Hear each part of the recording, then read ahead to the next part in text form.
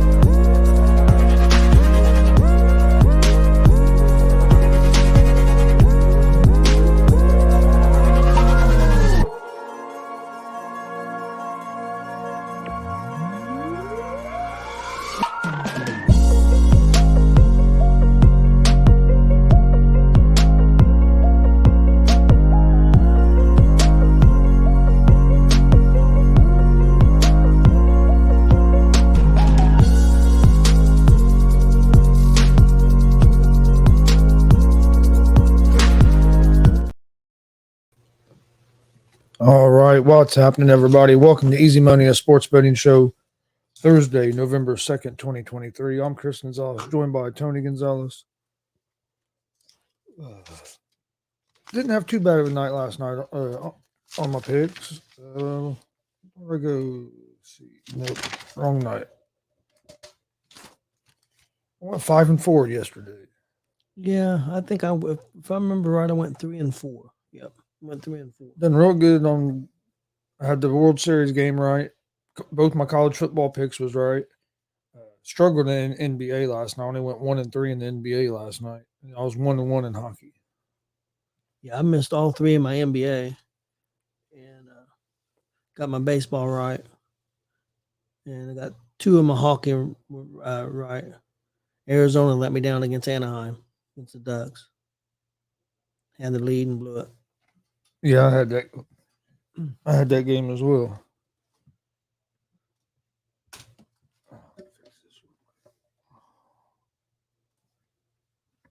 There we go.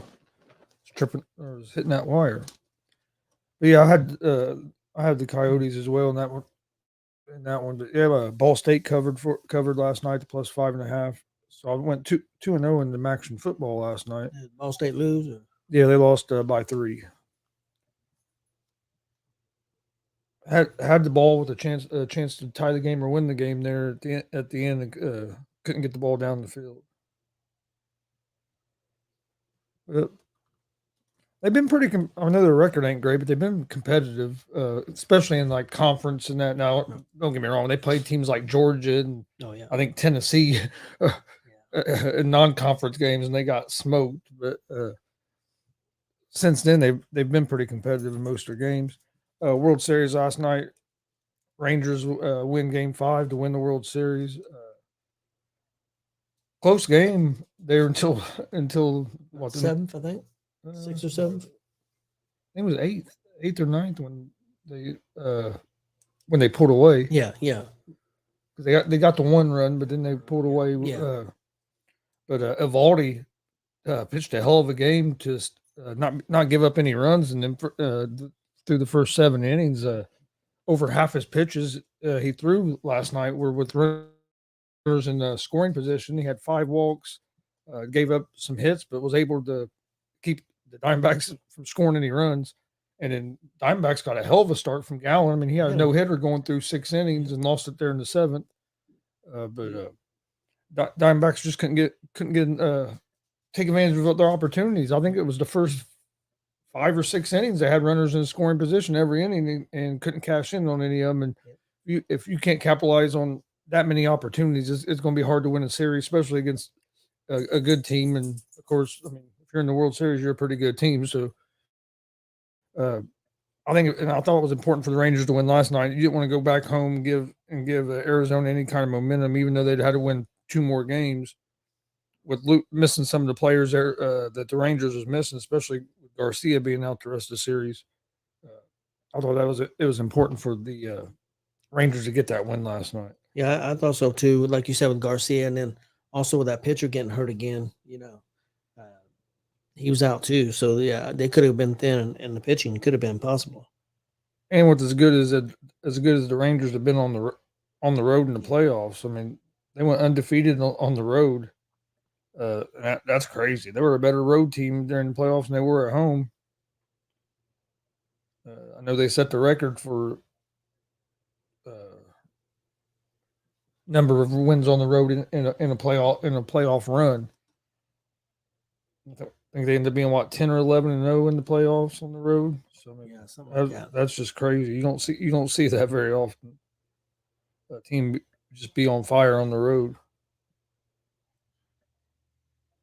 No, got a pretty good slate of games for tonight. Got Thursday night football, Titans and Steelers. Got a couple looks like 3 college football games, some NBA games, and of course some hockey games. NBA has been hard, man. For one, you never know who's going to play and who's not going to play. That's one thing I hate about the NBA. My team, the Pacers, just straight got their ass whooped last night. Oh man, I know we didn't have Halliburton playing, who's one of our best players, but man, you still can't be getting beat 100. What was it, 155 to 104 or something like that? Bad. Man. Yeah, it was rough. Yeah, I was hoping our defense was going to be better, but I've not been real impressed with our defense yet. A couple games they've shown some flashes of looking a little better, but yeah, but the way the NBA's played now, man, that it's they don't care if teams score 120 points anymore. But you can't let teams get 155. Yeah, and there's been 2 or 3 of our games we've held teams under 120. One game we lost holding the team under 120, which I don't think that's going to happen a whole lot because. But the last couple of games, we've only scored about 105, which is kind of down for the Pacers. Yeah. Shooting a lot of threes, man. At one point, I think we shot like 26, 27 threes. We was like 4-27 from 3. I know. That's one thing I don't like about the NBA nowadays. Is that's all it's all about is just chucking up threes.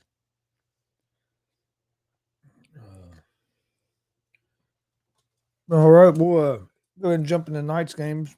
First, we'll start in the NFL.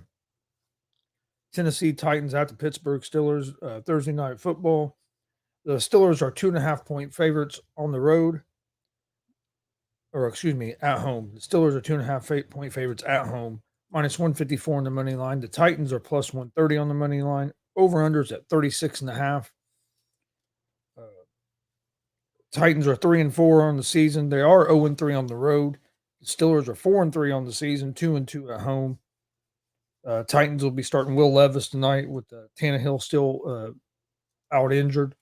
Levis had a real good debut game on Sunday. He's going to be trying to carry that momentum. You have a Steelers team that has really struggled on the offensive side of the ball. Defense at times has looked good, but I think if you look, they're rated pretty low on the defensive side of the ball as well. I think the Titans are coming in with some momentum. I'm going with the Titans at the plus 2.5. I think the Titans are going to pull this game off, and then I also like the under the 36.5. I think it's going to be a low scoring game. Just because neither team's offense have been great this year. I know the Titans offense put up some numbers last week. Are they going to be able to do that again this week? And the Steelers, I just don't trust their offense to score a lot of points, and their defense just hasn't been playing at the high level as you expect from a Steelers team. So I'm going with the Titans at the plus 2.5 and the under the 36.5. And unders have been like 17-6 or something in primetime games this year. So in the primetime games this year, the unders have been hitting more often than not. Yeah, my NFL tonight. I agree with you. I like Tennessee. I like the way Will Levis looked last week. Pittsburgh's kind of up and down. I mean, sometimes their defense can be dominant, but not really sold on their offense. I'm going with Tennessee plus the 2.5. All right, college football tonight. You got first game TCU at Texas Tech. Texas Tech is a 2.5-point favorite at home, minus 128 on the money line. That's went down. They were a 3-point favorite. TCU is plus 106 on the money line. Over under for this game is at 58.5. I like TCU here at the plus 2.5. Both have been struggling a little bit, but I think TCU is a little bit better of a football team. So I'm gonna go with TCU at the plus 2.5. In next game, you got Southern Alabama at Troy. Troy's a 5.5 or a 5-point favorite, excuse me, minus 220 on the money line. Southern Alabama is a plus 180 underdog. I like Troy at the minus 5. And then the last game in college football, Wake Forest at Duke. Duke is a 6-point favorite, minus 255 on the money line. Wake Forest is plus 205 on the money line. Over-unders at 41.5. It looks like Riley Leonard's going to be back for Duke. I like Duke here at the minus 6. Duke has played a tough schedule, and I think their record maybe wouldn't have lost a couple of them games if their quarterback would have been healthy. So I'll look for Duke to bounce back tonight. I like Duke at the minus 6. Yeah, I didn't do any college basketball for tonight. Looked like some pretty decent games, though. All right, NBA tonight. See if I can do a little bit better than I did last night in NBA. I took I took a couple games here. I like the Pelicans at the minus 7.5. Or excuse me, that's changed. That's only 5. Pelicans at the as 5-point favorites over the Detroit Pistons at home. So I like the Pelicans at home minus 5. And then the other game I like is the Orlando Magic minus 1.5 on the road at the Utah Jazz. So I'm gonna go with the Pelicans minus 5 and the Jazz or the Magic minus 1.5. Okay, my NBA for tonight, I've got Toronto plus 8.5 at Philadelphia, and I've got Detroit at the Pelicans, and I took the Pelicans minus 5. All right, and then hockey for tonight. I went with looks like I ended up going with 3 games. First game, I'm going to go with the Kings money line over the Senators. Then I'm going to go with the Rangers money line over the Hurricanes. Rangers are at home. And then I'm going to go with the Bruins on the money line against the Maple Leafs. That's going to be my three games for the hockey tonight. Yeah, my NHL for tonight, I got Toronto at Boston. I'll take the Bruins money line. Got Winnipeg at the Vegas Golden Knights. I'll take the Golden Knights money line. And then I've got Dallas money line at the Edmonton Oilers. All right.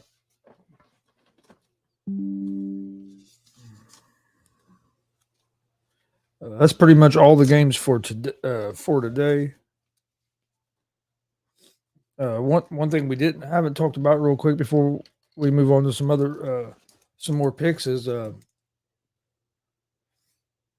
one of the best college basketball coaches ever, in my opinion. And Bob Knight passed away last night. I know I've heard some people talking about him on the radio last night. How he won't be remembered for how good of a coach he was. All he'll be remembered for is the controversy and this and that. And I think that goes more of your age group. I think people my age or older are going to remember him for both, because you grew up and saw both. Now, some of your younger generation, they might only really know him from some of the controversy stuff that has happened. But some of the stuff that people were saying about him last night on some of these radio shows was just crazy. Because if it was the other way around on some different things, they would be crying if people were talking about a coach like that. So I mean, we've came a long way on a lot of stuff like that with race and other stuff as a country, but when stuff like this happens, you kind of see it because, like, I heard a lot of guys last night saying stuff that if it would have been a black coach that passed away like that last night, and somebody like me was on a radio show saying that, people would be ready to crucify me for it, and I just couldn't believe some of the stuff I was hearing people say about last night about a guy that arguably might be the best. I mean, arguably one of the, to me, he's a top 5 college basketball coach of all time. And some people would have him maybe 1 or 2. Yeah. It's hard to, it's with Wooden, it's hard to maybe put him over Wooden, but he's right there in the top 2 or 3 for me, for sure. And he was also a very charitable guy.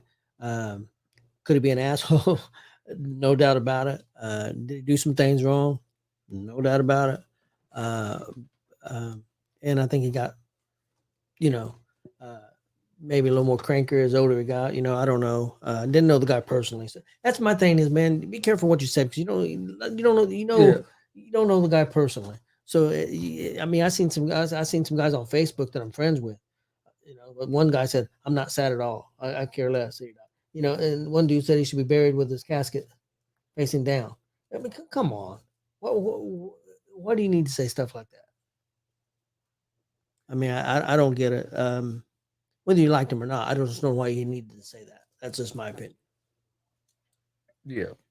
Oh no, I agree. Like I said, I was a big fan of his, but I'm a big IU fan, and when I was growing up, IU was one of the best teams in the country, and he was the coach. Did he make some mistakes? Yeah, but who doesn't make mistakes and do some things that are that you shouldn't do? So I mean, and if you listen, there's a lot more of his players and former coaches that speak real highly of him than there is that really had a problem with him. So, but yeah, like I said, it was sad to hear. I knew the last few years his health hasn't been the greatest. I was glad that he did come back to IU on campus before this happened. I didn't know if he'd ever come back to the IU campus after the way things ended. I think it probably wouldn't have happened if it wouldn't have been for Woodson. Yeah, being a coach. That's just my opinion. I don't know anything. No, I agree. But I was glad that he did make his way back because, like I said, IU basketball wouldn't be where it's at or accomplish what it had without him. So, let me ask you a question real quick. Not really it's on college basketball, and it's about IU to a certain degree.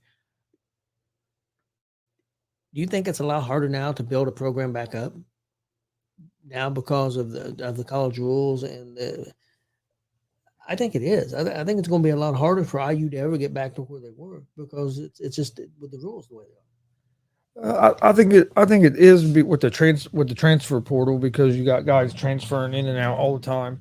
It can be harder. I think Woodson's doing a good job, and he's getting. I mean, we're competitive again. I know we haven't got it to that national championship or made that real deep tournament run yet with him, but he's only been there a couple of years, 2-3 years. I think we're getting better. But yeah, I think with the new rules and especially the transfer portal, and you see it in not in just basketball, you see it in football too. But I think even in basketball, because your rosters are smaller, and you're trying to get chemistry between 5 to 8 guys or 8 to 10 guys. How many? Some benches go a little deeper, but usually set 8 to 9 guys. And then it's hard to build that chemistry when you're every year. It seems like you're changing out 3 or 4 of those guys. And it's not due to guys graduating or going to the NBA all the time. It's due to they think there's a better opportunity at a different school. But one thing Woodson has been able to do, he's been able to get some of the guys to stay. Like he was able to get Jackson Davis to stay for 3 years or whatever, and he's been able to get some of these guys to kind of buy in and stay there. And I think that's going to be the key to be able to try to build up a program. Is you got you got to be able to get these guys, and you got to be able to get them to stay for 2-3 years. In some cases, it's better for him. I mean, Jackson Davis, I think it definitely was better for him. He's already had some decent playing time and some success in the NBA. It was early on, but I mean, I think he's going to be a good NBA player. Whether he's going to be a superstar or not, I don't know about that. Who knows? But I think he's going to be a guy that's going to be around the NBA for a lot of years. Yeah, and I can't think of that guy's name now, but we had a guard that from IU that left. I thought he left way early to the Lakers. Yeah, can't think of his name, but he went to the Lakers. And I thought he should have stayed another year. But hey, I'm not him, and I'm also I'm also not the guy, not getting offered that kind of money to go to the NBA. So I mean, I understand why he went. I just think it would have helped him career wise, maybe to play another year at college. He'd be a little bit more ready. I think Davis was in a good situation with his dad being a professional player, so I think that helped him some and helped their decision making and staying and helping his career. I think going to help his career in the NBA. All right. Well, we won't be doing a show tomorrow because we'll be traveling to Lafayette, Indiana for the big DCCW show, flexing on muscular dystrophy show tomorrow night. So we won't be doing an easy money show tomorrow. So we're gonna go ahead and give out our picks for some picks for Saturday college football and Sunday NFL. I did go ahead and write down a couple picks for tomorrow night college football. So on Friday, college football, Boston College +3, and I like Wyoming at the -6.5 against Colorado State. But on Saturday, college football would be Saturday, November 4th. Yep. I like Texas at home at the -4 against Kansas State. I like Ole Miss -3 at home against Texas A&M. Notre Dame -3 on the road at Clemson. And I'm going to go with Washington -3 on the road at USC. So that's going to be my picks for Saturday for college football. Okay, my picks for Saturday for college football. I have Arkansas at Florida. I'll take Florida -6. I got UConn at Tennessee over 54. I got Virginia Tech at Louisville. I'll take Louisville -9.5. And I've got Washington -3 at USC. Was you surprised by that point spread? I was. I thought Washington would be more of a favorite. I think the only reason they're not more of a favorite is because they're on the road. I think if it would have been at home, they'd probably been a 5 or 6 point favorite. I'd say probably at least a 6 point favorite if it was at Washington, or if it had a neutral site, it'd probably be around 5 or 6. After the way I've seen Washington play Oregon, yeah, I thought they might be a 7 or 8 point favorite. Yeah. Maybe, especially at home, they probably would. But I think the only reason it was a little lower is because they're on the road. Especially the way the USC's defense has looked here lately. That's why. I mean, their defense is But Washington hasn't looked great the last couple of weeks. They got that big win against Oregon, but they've struggled the last couple of weeks as well. So I think that had a little bit to do with it. I still think Oregon's the best team in Pac-12. I know Washington beat them head to head. You think Washington's going to be able to hold on? And you think could them two end up meeting in the? I'm not sure what divisions they're in. Yeah, I'm not sure. I'd have to look. I still think personally, I think Oregon's one of the top 4 teams. But like I said, they did lose. They lost that game. They did lose that game to Washington. But we'll see what ends up happening there. So you like Oregon over Florida State? I know Florida State's 4th right now. Washington's 5th. Oregon's 6th. Yeah. Texans 7th. Alabama 8th. Rob Scott said he's going with the Titans tonight. Too. Oh, I look at the injury report, Rob. I knew that Halliburton probably wasn't going to play last night. I'm just saying, not even with the injury report on NBA. Oh man, is if you just trying to figure out what players are, even if they're healthy, if they're going to play or not with some of these guys. The Celtics are scary. He said he thinks they should keep Levis as a starter, and he said R.I.P. Bob Knight. We lost a legend. I agree with you there too, Rob Scott. And thanks for joining us. Yep. But and then Sunday NFL for football for this Sunday, I'm going with the Chiefs at the -1.5 at home against the Dolphins. Chiefs, I know lost to Denver, but I look for usually when a team has a bad game like that, they bounce back. Chiefs, if you look, their offense has been one of the top 5 offenses in the NFL. The defense has been one of the top 5 defenses in the NFL. And I'm not sold on that Dolphins defense as of yet. I think getting Jalen Ramsey back is going to help some. So I'm gonna go with the Chiefs at the -1.5.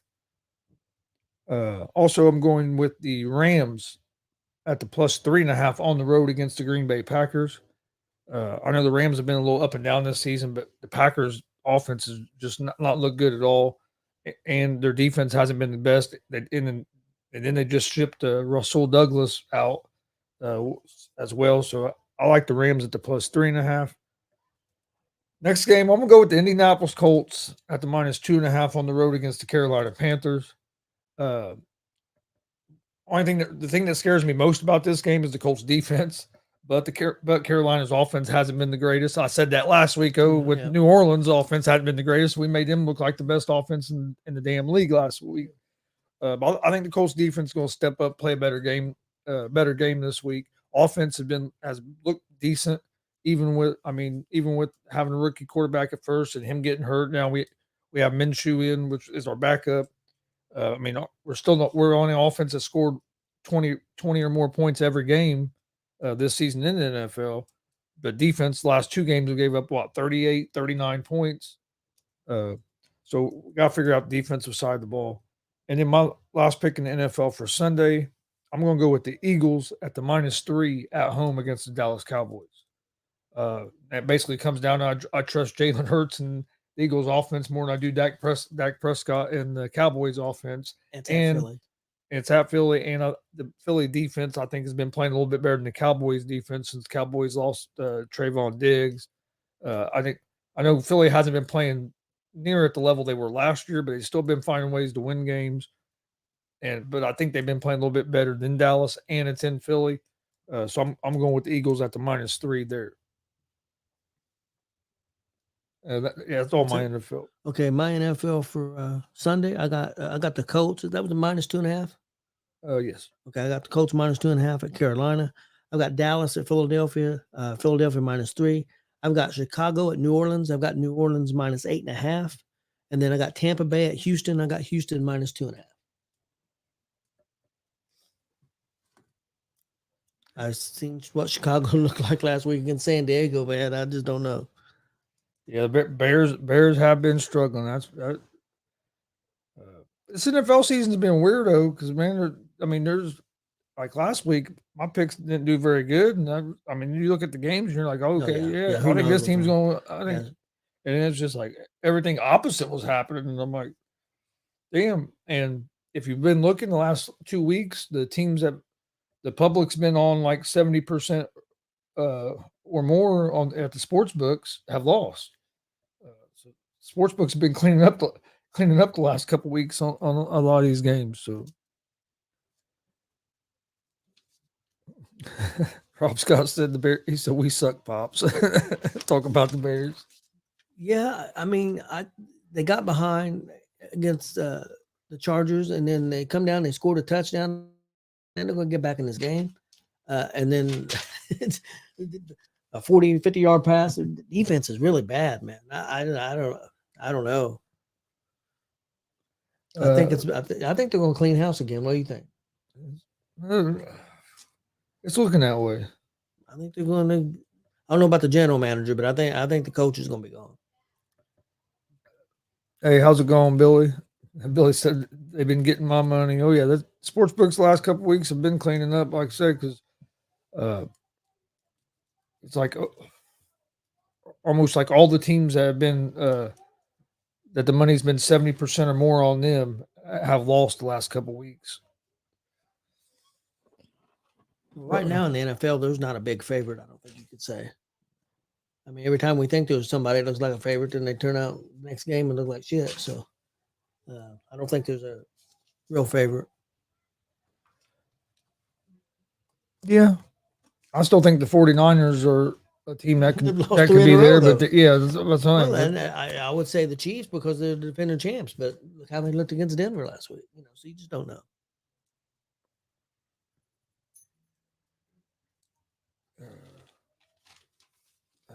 I don't know. I know a lot of people think that the 49ers are done and that the Brock Purdy train has fell off the tracks and he won't he won't be able to get it going again. I don't think it's all been Purdy. It's to me, if you watch the 49ers, their biggest problem has been offensive line and defensive line. If you watch 49ers when they're playing good and beating teams, they dominate at the line of scrimmage. Yep.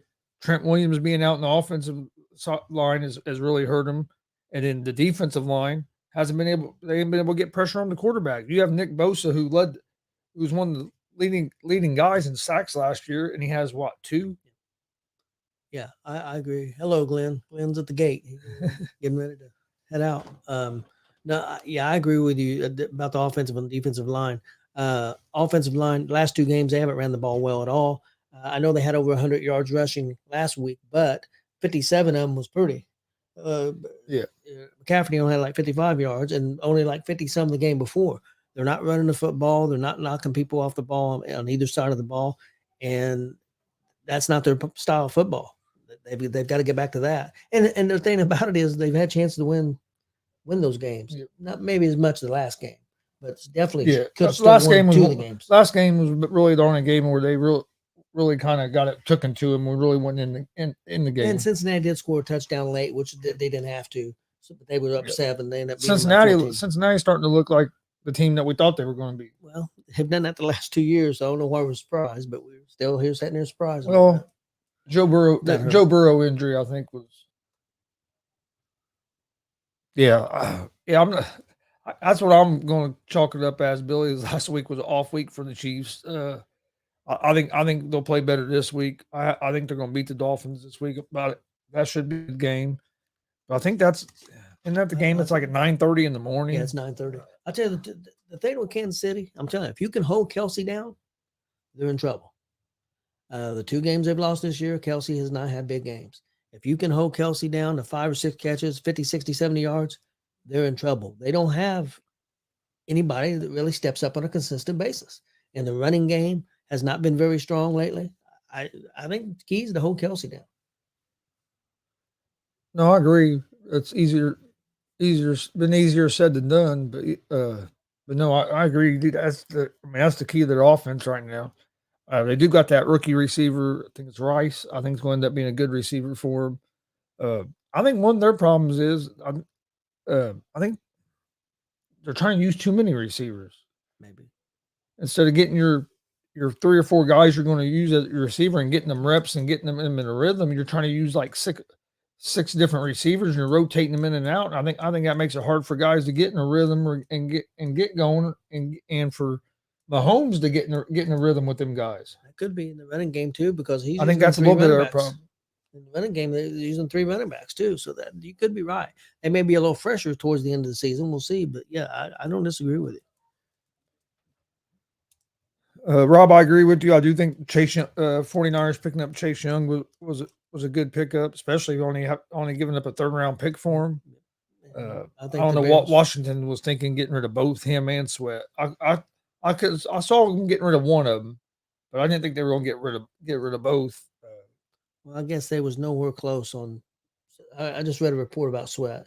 I guess they had some negotiations and they were nowhere close. Yeah, but you can franchise tag. Yeah, I mean, he's not. You could at the very least, you finish out this season, try to work out a contract with him. And if you can't, you had the option of franchise tagging him for a year and try to work out some. Or I guess they figure if it wasn't going to work out none if we don't want to franchise tag him. At least this way we don't lose him for nothing. But I think third round pick was the best you could get for him. Wait, for who? Not for 3rd round was for Chase. Yeah. You think that was the absolute best you could get for him? I know he's not been setting the world on fire as of late. I guess, but I know Well, so he hasn't been the same since that he's come back from that knee injury, but it takes some time for these guys sometimes to get going. You know what I mean? So it's going to be interesting. I was surprised because Washington. I mean, Washington's been competitive. I know they've came up on the losing end more than the winning end, but they've been competitive. Look like they're getting better, and it's almost like they're just punting on the punting on the rest of the season, kind of. So you're maybe 3-4, and you're punting on the season already. I don't know. Yeah, all right. Before we get out of here, I'll go over my picks again. For today, tonight I like the Titans at the tonight I like the Titans at the +2.5, and then I like the under the 36.5 for the Thursday night football. College football tonight, like TCU +2.5, Duke -6, and Troy -5. NBA tonight, Pelicans -5, Magic -1.5, and the King. Or no, that's only 2 for the NBA. Hockey tonight, Kings money line, Rangers money line, and the Bruins money line. My record on the year is 575 and 447.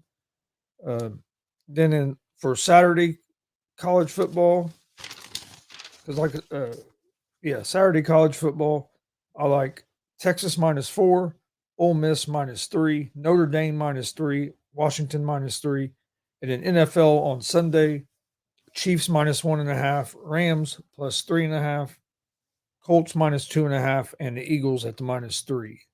Okay, my picks for tonight for NFL, I got Tennessee +2.5 at Pittsburgh. NBA, I got Toronto +8.5 at Philly. Then I have Detroit at the Pelicans. I'll take the Pelicans -5. In the NHL picks for tonight, I've got Toronto at Boston. I'll take Boston money line.